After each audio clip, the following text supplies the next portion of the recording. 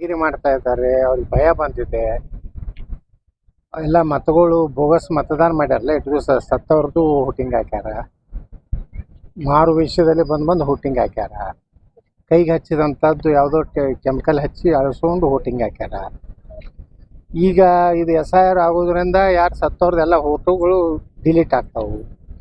ಮತ್ತು ನಕಲಿ ಫೋಟೋ ಹೊರಗಿನವ್ರದ್ದು ಏನು ಮಾಡ್ಯಾರ ಅವೆಲ್ಲ ಡಿಲೀಟ್ ಆಗ್ತಾವೆ. ಅದಕ್ಕೆ SIR ಇದರಲ್ಲಿ ಯಾರು ಹಸ್ತಕ್ಷೇಪ ಮಾಡಬಾರ್ದು.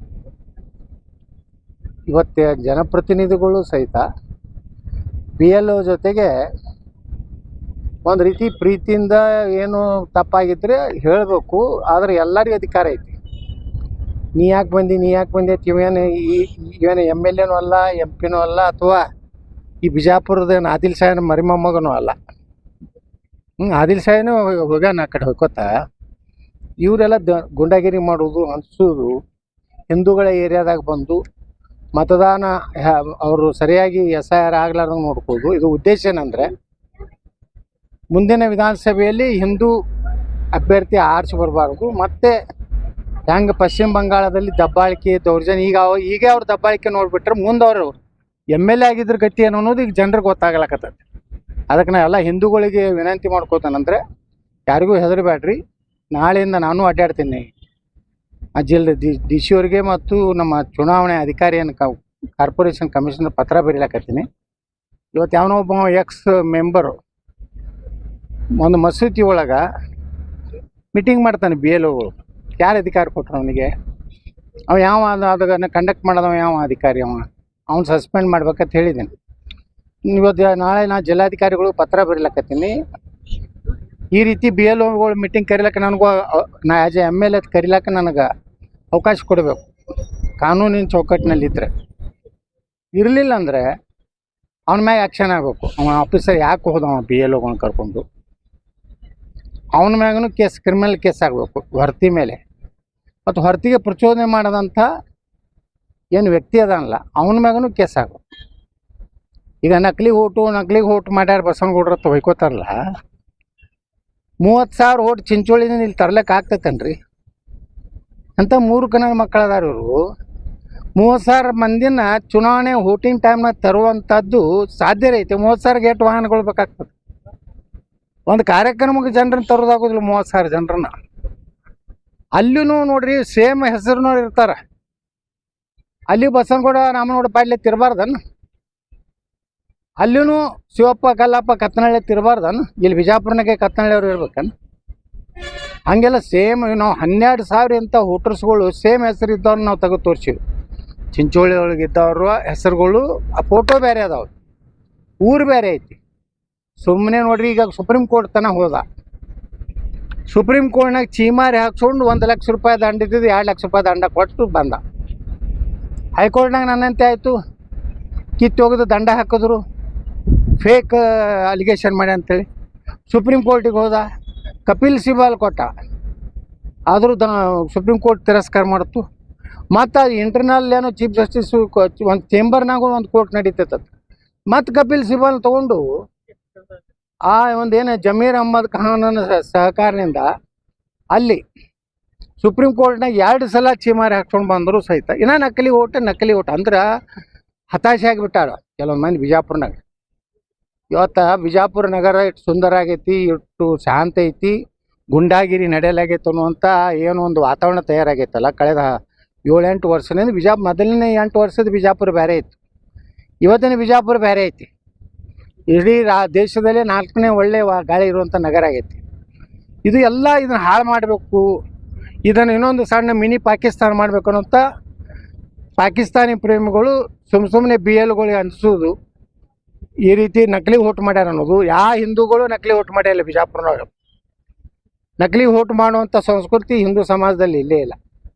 ಅದೇನಿದ್ರು ಅದೇ ಅವ್ರು ಯಾರು ಅದಾರ ಅವರೇ ಮಾಡ್ತಾರೆ ಅಂತ ಹಲ್ಕ ಕೆಲಸ. ಅದಕ್ಕೆ ಸುಮ್ಮನೆ ಬಾಯಿಗೆ ಬಂದಂಗೆ ಮಾತಾಡಿದ್ರೆ ಆ ಶಬ್ದಗಳು ಮಾತಾಡಲಿಕ್ಕೆ ನೀವು ಮಾಧ್ಯಮದವ್ರಿಗೂ ನಿಮ್ಗೆ ಅಭಿನಂದನೆ ಸಲ್ಲಿಸ್ತೇನೆ. ಅಂಥ ಥರ್ಡ್ ರೇಟ್ ನನ್ನ ಮಕ್ಕಳದು ಯಾವುದೂ ನೀವು ಹಾಕೋದಿಲ್ಲ, ಅದಕ್ಕೆ ನಿಮ್ಗೆ ಅಭಿನಂದನೆ. ಯೂಟ್ಯೂಬದವ್ರು ಅದಾರ ಬಿಡ್ರಲ್ಲ ಫುಟ್ ಎಲ್ಲ ಸಾಬ್ರು ಯೂಟ್ಯೂಬ್ ಅದಾವ ಬಿಜಾಪುರನಾಗ. ಅದ್ರಾಗ ಇಲ್ಲೊಂದು ಹುರುಬೀಜ ರಂಭಾಪುರದ ಒಂದು ಸೇರೈತಿ. ಈ ಯೂಟ್ಯೂಬದು ಹುರುಬೀಜಗಳು ಏನು ಹೇಳಿದ್ರು ಯಾರು ಕೇಳೋರು ಅದಾರ? ನಿಮ್ಮಂಥ ಮಾಧ್ಯಮಗಳದ್ದು ಕೇಳ್ತಾರೆ. ರಾಷ್ಟ್ರೀಯ ಚಾನೆಲ್ಗಳದು, ರಾಜ್ಯ ಚಾನೆಲ್ಗಳದು, ಪ್ರತಿಷ್ಠಿತ ಚಾನೆಲ್. ಅವೇನು ಹುರುಬೀಜಗಳು ರೊಕ್ಕ ಕೊಟ್ಕೊಳ್ಳೇನು ಬಸವನಗೌಡ ಹಾಕಿಯ ವಯಸ್ಸಾಕಿಯ ಯೋಬ ಹುರುಬೀಜ ರಂಭಾಪುರದ ಒಂದು ಹುರುಬೀಜ ಐತಲ್ಲ, ಅದು ಅಲ್ಲೇ ಸಾಬ್ರ ಮನೆಯಾಗ ದರ್ಗಾದಾಗೆ ಯಾವ ಆಸಿಂಪರದಾಗೆ ಹೋಗಿ ಬಿರಿಯಾನಿ ತಿನ್ಕೋತಿರ್ತಾನೆ ನನ್ನ ಮಗ. ಇಂಥ ಯೂಟ್ಯೂಬ್ಗಳಿಂದ ನನಗೇನೂ ಆಗೋದಿಲ್ಲ. ನಾನು ಆ ಶಬ್ದಗಳು ಅವ್ರ ಅಪ್ಪನಂಗೆ ಮಾತಾಡೋಕೆ ನನ್ನ ಬಲ್ಲಿ ಭಾಳ ದೊಡ್ಡ ಶಬ್ದಕೋಶ. ಆದ್ರೆ ಆ ಸ್ಟೇಟಸ್ ಅಲ್ಲ ಅಂತೇಳಿ ಯಾವ ಪಂಚಾಯತಿ ಆರಿಸಲ್ಲ, ಆರಿಸಿ ಬರಲಿದೆಯಲ್ಲ. ಇಲ್ಲಿ ಬಂದು ನಮ್ಮ ಹಿಂದೂ ಏರಿಯಾದಾಗ ಇನ್ನು ಏನಾರೆ ಗುಂಡಾಗಿರಿ ಮಾಡೋದು. ನೀ ಅದಕ್ಕೆ ಬರ್ತೀಯಪ್ಪ? ನೀ ಯಾರು? ಈ ನಮ್ಮ ಸಿಬ್ಬಂದಿಗಳನ್ನ ನಮ್ಮ ಜನರ ಕೇಳಿ ನೀ ಯಾರು ಬರ್ತೀವಿ ನಮ್ಮ ಓಣ್ಯಾಗ? ಹಿಂದೂಗಳ ಓಣ್ಯಾಗ ನಿಂದೇನು ಕೆಲಸ ಐತಿ? ನಿನ್ನ ಓಣ್ಯಾಗ ನಿನ್ನ ಮನೆದಟ್ಟೆ ಓಟ್ ಕೇಳ್ಬೇಕು ಹೊರತು ಇದೇನು ಚುನಾವಣೆ ಅಲ್ಲ. ಯಾರು ಬೇಕಾದ ಸಂಘ ಸಂಸ್ಥೆದವರು ಜನರನ್ನ ಇವತ್ತು ಅವ್ರಿಗೆ ಅವ್ರಿಗೆ ಮುಗ್ಧ ಜನ ಅದಾರ. SIRದಾಗ ಫಾರ್ಮ್ ಹೆಂಗೆ ತುಂಬಬೇಕು ಗುರ್ತಿಲ್ಲ. ಕೆಲವೊಂದು BL ಒಳಗೆ ಗುರ್ತಿಲ್ಲ ರೀ. ಅಂಗನವಾಡಿ ಕಾರ್ಯಕರ್ತರು ಅದು ಅವಾಗೇನೂ ಬರೋದಿಲ್ಲ. ಅವ್ರಿಗೆ ಸಹಾಯ ಮಾಡ್ತಾರೆ. ಮಾಡ್ಬೋದು ಐತಿ ಚುನಾವಣಾ ಆಯೋಗದ ಇದ್ರಾಗ. ನೀವೇನಲ್ಲೇ ಹಿಂಗೆ ಗುಂಡಾಗಿರಿ ಮಾಡ್ತೀನಿ, ನಮ್ಮ ಸರ್ಕಾರ ಐತಿ, ನಾವು ಪಾಕಿಸ್ತಾನ ಮಾಡ್ತೀನಿ ಅಂದ್ರೆ ಬಿಜಾಪುರ ಹಿಂದೂಗಳಿಗೆ ಹೇಳ್ತೀನಿ, ನೀವೆಲ್ಲರೂ 100% ಮತದಾರ ಆಗ್ರಿ. ಈ ಬಿಜಾಪುರ ಯಾವಾಗಲೂ ಹಿಂದೂಗಳ ಕೈಯಾಗಿರ್ಬೇಕು. ಇವರೆಲ್ಲರಿಗೂ ಭಯ ಬಂದದ. ಸುಮಾರು 10-15 ಸಾವಿರ ಬೋಗಸ್ ಸತ್ತವ್ರು ಓಟ್ ಹಾಕೋತ ಬಂದಾರ. ಅದಕ್ಕೆ ಇದೆಲ್ಲ ಕಿತ್ಕೊಂಡು ಹೋಗ್ತದೆ ಅಂತೇಳಿ ವಿಜಯಪುರ ನಗರದಲ್ಲಿ ಈ ರೀತಿ ಒಂದು ನಾಟಕ ನಡೆದ. ಬಾಂಗ್ಲಾದೇಶಿಯರು ಎಷ್ಟು ಅದಾರ, ಮತ್ತೆ ಅಲ್ಲಿ ಇಲ್ಲಿ ನೋಡ್ರಿ, ಇವತ್ತು ಪಾಕಿಸ್ತಾನದವ್ರು ಮೂಲದವ್ರು ಸಿಗ್ಲಾಕತ್ತಾರ, ಇಲ್ಲಿ ಕರ್ನಾಟಕದಲ್ಲಿ ಬಾಂಗ್ಲಾದವ್ರು ಸಿಗ್ಲಾಕತ್ತಾರ, ಇಲ್ಲೂ ಅದಾರ. ಇಲ್ಲೂ ಸುಮಾರು 2-2.5 ಸಾವಿರ ಬೋಗಸ್ ಓಟಿಂದ ಒಂದು ಇದು ಮಾಡಿ ಇವತ್ತು ಲೋಕಾಯುಕ್ತ ಮುಂದೆ ಬಂದದ. ಅದಕ್ಕೆ ಇವ್ರಿಗೆ ಏನಾಗೈತೆ, ಇವರು ಬಿಜಾಪುರನ ಹಾಳು ಮಾಡಬೇಕು ಅನ್ನೋದು. ಇವ್ರೇನು ಒಳ್ಳೆ ಮಂದಿ ನೋಡ್ರಿ, ಅವ್ರು ಮಾತಾಡೋದು, ಅವ್ರ ನಡವಳಿಕೆ ನೋಡಿಬಿಟ್ರೆ ಇಂಥವ್ರು MLA ಆದ್ರೆ ಗತಿ ಏನಾಗ್ತದೆ ರೀ. ಬಿಜಾಪುರ ಶಾಂತ ಊರು ಐತಿ, ಬರೋಬ್ಬರಿ ಇಟ್ಟಿವಿ ನಾವು. ಇವ್ರನ್ನ ಎಲ್ಲಿ ಇಡ್ಬೇಕಲ್ಲಿ ಇಟ್ಟಿವಿ. ಇನ್ನು ಮುಂದೂ 2028ಕ್ಕೆ ನಾವೇ ಆರಿಸಿ ಬರೋರು. BJP ಅವ್ರಿಗೆ ಹೇಳ್ತೀನಿ, ನೀವೇನು ಕಿಸೋದ್ರು ನಿಮ್ಗೆ ಯಾರಿಗೂ ಟಿಕೆಟ್ ಸಿಗೋದಿಲ್ಲ. ನೀವು ಯಾರು ಬೇಕಾದ್ರೆ ಹಾರಾಡ್ರಿ, ಅಲ್ಲೇ ನಿಮ್ಮ ಓಣ್ಯಾಗೆ ಹಾರಾಡ್ರಿ. ಈಗ ಹೊಸ ಅಂಗಿ ಹೊಲಿಸಿದ್ರು BJP ಟಿಕೆಟ್ ಸಿಗ್ತದಂತೇಳಿ.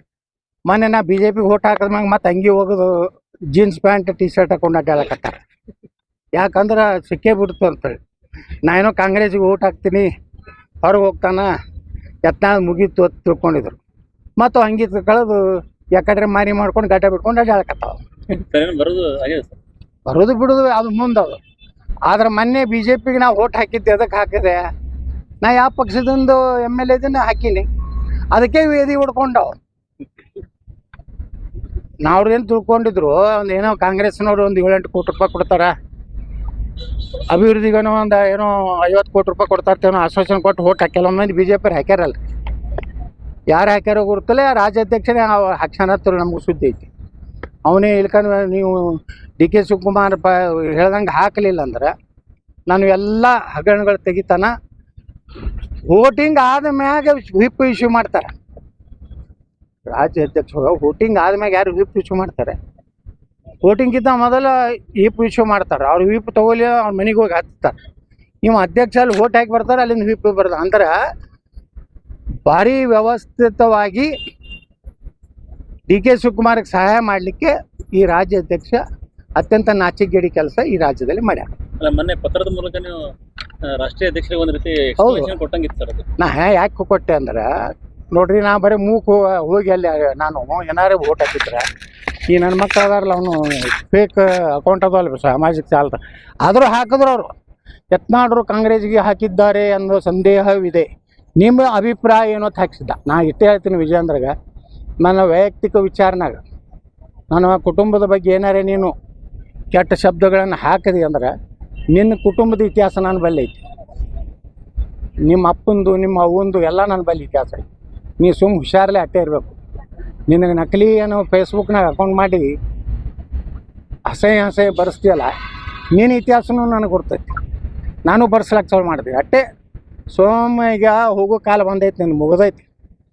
ನೀ ಎಷ್ಟು ಶ್ರೇಷ್ಠ, ಎಷ್ಟು ಒಳ್ಳೆಯ ರಾಜಕಾರಣ ಗೊತ್ತಾಗೈತಿ. ಭಾಳ ಹಾರಾಡಬೇಡ.